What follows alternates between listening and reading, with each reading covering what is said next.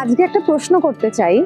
এই স্পেশাল বাচ্চা যারা আমাদের কাছে আসছে, স্পেশালি এবেল যে চাইল্ডরা, তাদেরকে তো আমরা থেরাপি দিচ্ছি, মা বাবারাও হয়তো ঘরে কিছুটা করাচ্ছেন। এক্ষেত্রে মা বাবাদের ভূমিকাটা ঠিক কী হওয়া উচিত, বা তাদের কি কোনো পেরেন্টস ট্রেনিংয়ের প্রয়োজন? সেই বিষয়ে আমি স্যারকে জিজ্ঞেস করতে চাই যে এরকম কোনো ধরনের প্রোগ্রাম কি আমরা আগামী দিনে করব, বা তাদের জন্য কি দরকার। স্যার, যদি আপনি একটুখানি বলেন। হ্যাঁ, নিশ্চয়ই।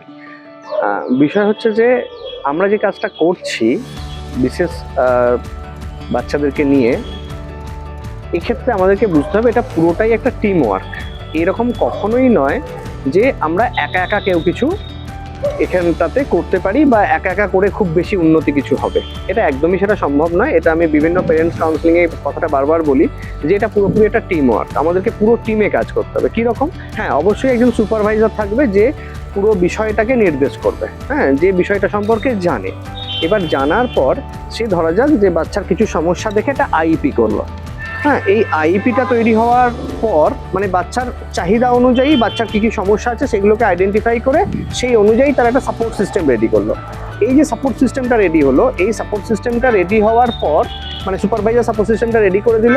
দেওয়ার পর যারা স্পেশাল টিচার আছেন ওই স্পেশাল টিচাররা পাঠটাকে স্টার্ট করলেন।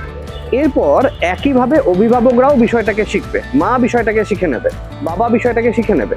শিখে নেওয়ার পর কি করবে? শিখে নেওয়ার পর সেম জিনিস বাড়িতেও মা বাবা রিপিট করবে। এটা কেন দরকার? তার কারণ একটা শিশু কতক্ষণ সেন্টারে আসবে?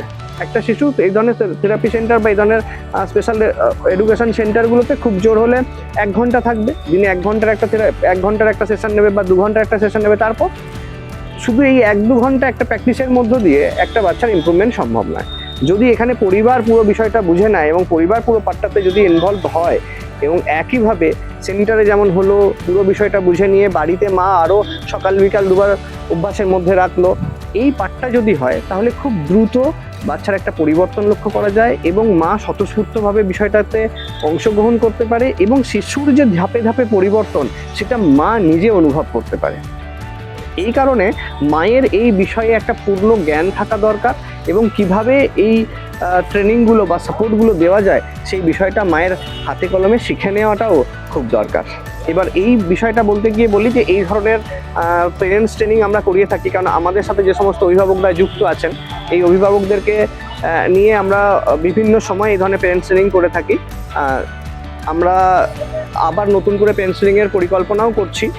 যদি কোনো পেরেন্টস চাইছেন বিষয়গুলো শিখতে চাইছে বা এই ধরনের প্রোগ্রামগুলোতে অংশগ্রহণ করতে চাইছেন তারা ম্যান অ্যান্ড মাইন্ডের সাথে যোগাযোগ করতে পারেন, আমরা আপনাদেরকে সেই ব্যবস্থাটা করে দেবো।